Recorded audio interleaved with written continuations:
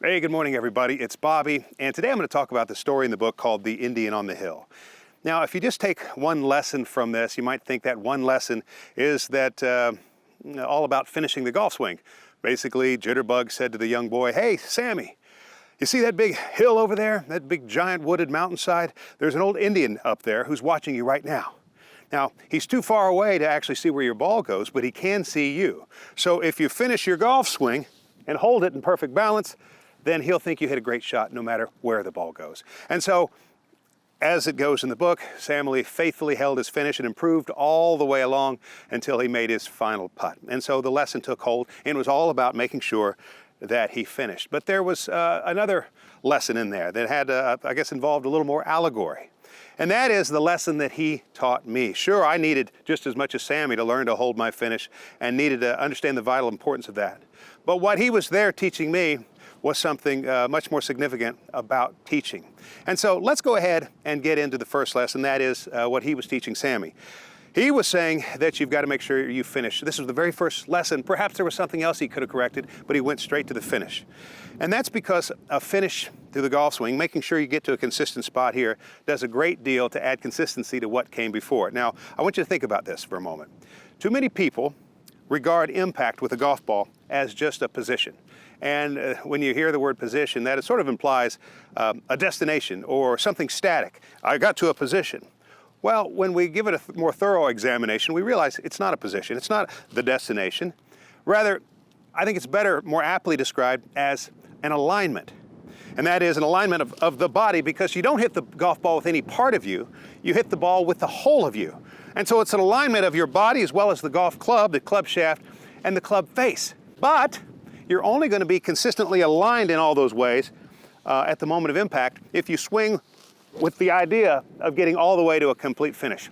And so that's important, because if we're just in a uniform position here, but we're always going to a different spot on this side of the ball. One time I finished 75%, the next time I finished 86%, one time finally 100%, but I don't get the benefit from it because there's no uniformity. I'm always bouncing back. Then each time with each varied finish, I'll have all the intervallic events of the swing will also be varied.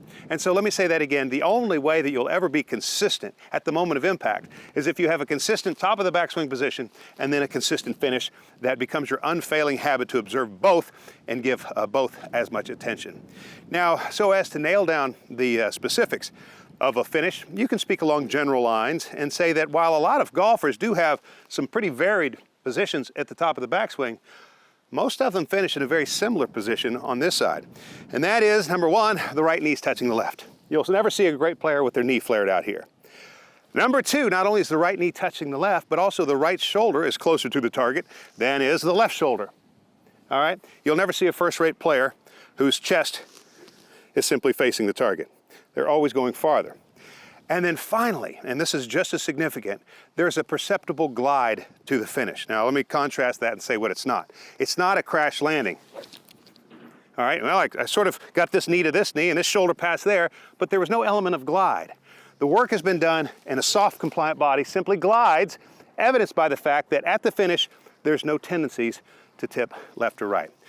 And so those are the ins and outs of a finish. Let's get into the allegory of the lesson and what Jitterbug was trying to teach me, and what we find out as the story goes on, that he's not just someone who can outline for you the various characteristics that make up proper technique, but rather understands that there's more to it, especially when it comes to teaching. Now, he didn't come up to the young boy and say, "Listen, my name's Jitterbug. I have the course record here. I shot 62 4 different times. I also have the course record at 12 other courses. You should listen to me while I teach you today." That's not what he did. Of course he didn't do that. He would never do that. At what cost? At the cost of perhaps ruining Sammy's day, who didn't ask for this, ruining his father's day, who's just trying to enjoy a little time with his son, the first time ever on a real golf course. And if the lesson didn't take hold, not only would they not enjoy the day, Sammy may never want to play again because someone forced on him instruction. You know, there's a big difference between teaching someone who comes to you that says, "I need some help." They've already submitted. They've already let their hair down. They're letting you in. But when when you're trying to help someone and it's unsolicited, there's an old saying that comes to mind, and that is that some lessons must be taught as though you taught them not. And that's what Jitterbug was showing me on that day. That he would plant a seed. Sure, he wanted to help him, but he had to take a soft approach. He couldn't be super didactic in his ways. He had to take a soft approach and plant a seed and only hope that it would grow. But know that if it didn't, at least it would still have the goodwill of both men, the boy and his father. And that perhaps if not that day, maybe he could teach Sammy some other day, whatever. But that at least he wouldn't steal a good father and son outing. And this is important because although he was certainly delighted that the lesson did take hold, and so was his father, he knew that it might not, but it wouldn't be the fault of the attempt if it didn't work. And so what were the 2 lessons today? Number 1, make sure you get to a complete and steady full finish in all of your golf shots. And number 2, as a teacher, and this lesson was for me, maybe you're not interested in it at all, but for me, here's what it meant. And that is that if a teacher is expected to be able to reach every kind of student and every certain circumstance, then they need to have more than one arrow in their quiver.